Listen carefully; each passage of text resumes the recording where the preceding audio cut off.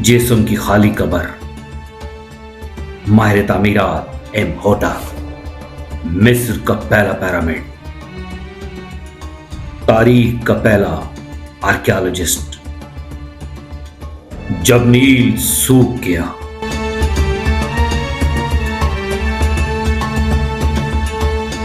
बिस्मिल्लाहिर्रहमानिर्रहीम। सैयद अजहर आपकी खिदमत में हिस्ट्री मिस्ट्री की सीरीज एंशिएंट इजिप्ट लेकर हाजिर है। इससे पहले की तीन जितनी भी अक्सार थी वो इन्फेंसी पीरियड के बारे में थी, और अब ये जो हमारी चौथी किस्त है ये, और इससे आगे मिस्र का ओल्ड एरा शुरू होता है, और ये वो एरा है जिसने मिस्र की सल्तनत को बाहमे उरूज तक पहुंचा दिया। इसी दौरान एहराम मिस्र बने, और बहुत सारी ऐसी हकीकतें हैं जिनसे हम पर्दा उठाने के लिए आपके पास आएंगे।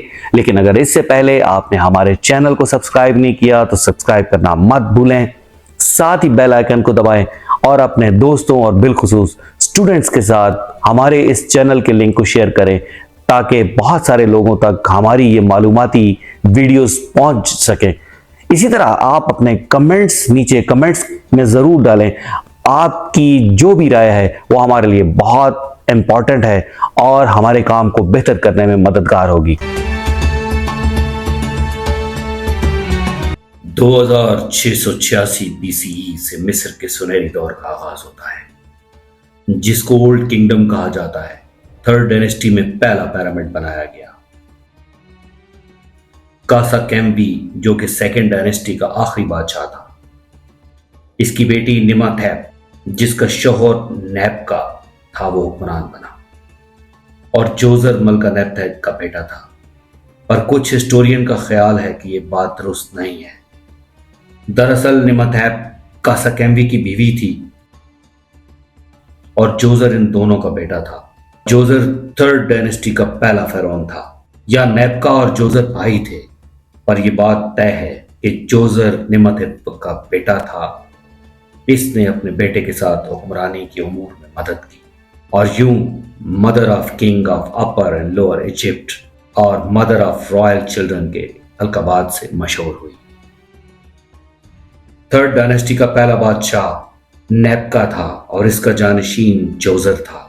नेपका को सेनाकेप भी कहा जाता है। इसके बारे में ज्यादा मालूमात नहीं है।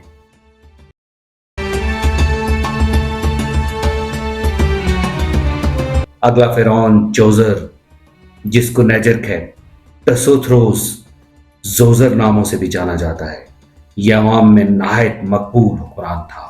टोरी कैनन में बादशाहों के नाम स्याह रंग से लिखे जाते थे, मगर जोजर का नाम सुर्ख रंग से लिखा गया, जो कि इसकी आला मकाम को जाहिर करता है।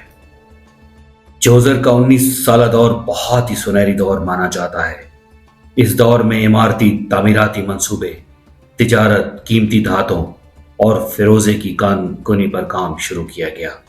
जोजर ही वो पहला फिरौन था जिसने मिस्र का पहला पिरामिड 2750 BCE में सकारा में बनाया, जिसको स्टेप पिरामिड ऑफ जोजर कहा जाता है। इसकी ऊंचाई 63 मीटर या 200 फीट थी। ये इस वक्त की दुनिया की सबसे ऊंची इमारत थी और मिस्र की पहली पत्थर की इमारत भी। इससे पहले इमारत मट्टी की ईंटों से बनते थे। ये जमीन पर मौजूद इस वक्त की इमारतों से 3 से 4 गुना बड़ी थी। स्टेप पिरामिड्स के बारे में ये कॉन्सेप्ट था कि इसकी सीढ़ियां जन्नत तक जाती हैं। इस इमारत को डिजाइन करने वाला तारीख का पहला आर्किटेक्ट माहिर तामीरात इम्होटेप था। ये जोजर का वजीर था। ये ना सिर्फ आर्किटेक्ट था बल्कि पादरी, माहिर फल्कियात, तबीब और पत्थर के काम में महारत रखता था। तारीख का पहला मेडिकल टेक्स्ट भी इसी का है, जिसमें 48 मेडिकल केसेस दर्ज हैं। इसने पत्थरों के मुजस्मे बनाना, पत्थरों को इमारतों में इस्तेमाल करना वगैरह का काम मिस्र में शुरू किया। नील के किनारे से रेत या चूने के पत्थर आसानी से मिल जाते थे, मगर वो इतने देर पा नहीं थे। बाज़ अज़ां दूर दराज सहराओं से सख्त पत्थर मंगवाया जाता। इस पत्थर को इस्तेमाल करने की इजाजत सिर्फ शाही खानदान को थी। इसकी काबिलियत की वजह से इम्होटेप का मुजस्समा बनवाया गया, जिसे ब्रोंज स्टैचू ऑफ इम्होटेप कहते हैं। اس کی موت کے بعد 2000 سال بعد اور خاص طور پر مصر کے لیٹ پیریڈ میں امہوٹپ کو طب اور شفا کا دیوتا بنا لیا گیا۔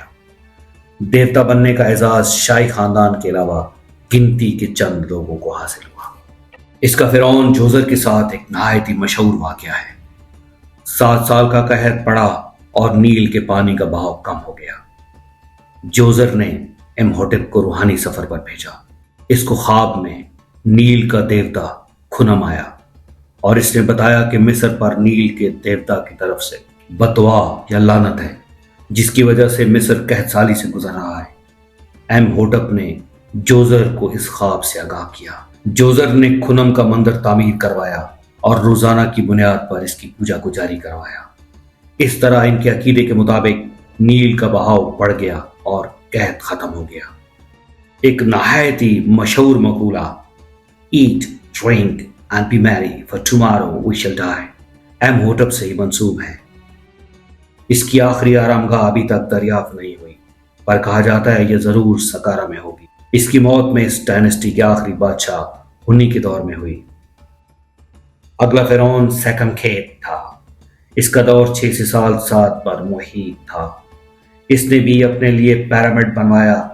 جوزر کا پیرامڈ 6 سٹیپ پر مشتمل تھا اور سیکم کھیت کا 7 سٹیپ پر، مگر اس کی موت کے وقت یہ مکمل نہیں ہو پایا تھا۔ اس کا پیرامڈ ریت میں دبا ہوا تھا۔ اس کو ایک آرکیالوجسٹ زکریا گونیتم نے دریافت کیا تھا۔ اس کے اندر جپسم سے بنی ہوئی قبر، جسے سارکوفیگس یا پتھر کا بنا ہوا تابوت کہا جاتا ہے، اس کو کھولنے کا ارادہ کیا گیا تاکہ دیکھا جا سکے اس میں کیا موجود ہے۔ حیران کن طور پر یہ خالی تھا۔ اس کا مطلب سیکم کھیت کو کہیں اور دفنایا گیا، پر کہاں؟ اگلا بادشاہ کھابا تھا۔ اس کا دور حکومت 7 سال پر محیط تھا۔ اس کے بارے میں ابھی تک کوئی معلومات نہیں ہے۔ اس کا پیرامڈ موجودہ قاہرہ سے کچھ میل جنوب کی جانب ہے، پر دلچسپ بات یہ ہے کہ اس میں بھی کھابا کا جسم نہیں پایا گیا۔ اس ڈائنسٹی کا آخری فرعون ہنی تھا۔ اس نے 24 سال حکومت کی۔ یہ نہایت ہی بااثر حکمران تھا۔ یہ دور مستحکم تھا۔ اس میں شمال سے نیوبیا تک تعمیراتی کام کروائے گئے۔ اس سے پہلے پیرامڈ سٹیپ پیرامڈ تھے، جن کی ساخت ٹرو پیرامڈ سے مختلف تھی۔ ہنی کا پیرامڈ ٹرو پیرامڈ سے ملتا جلتا ہے۔ ان روشنیوں کی چکا چوند میں ظلم، بربریت، ناانصافی نظروں سے اوجھل ہو گئے۔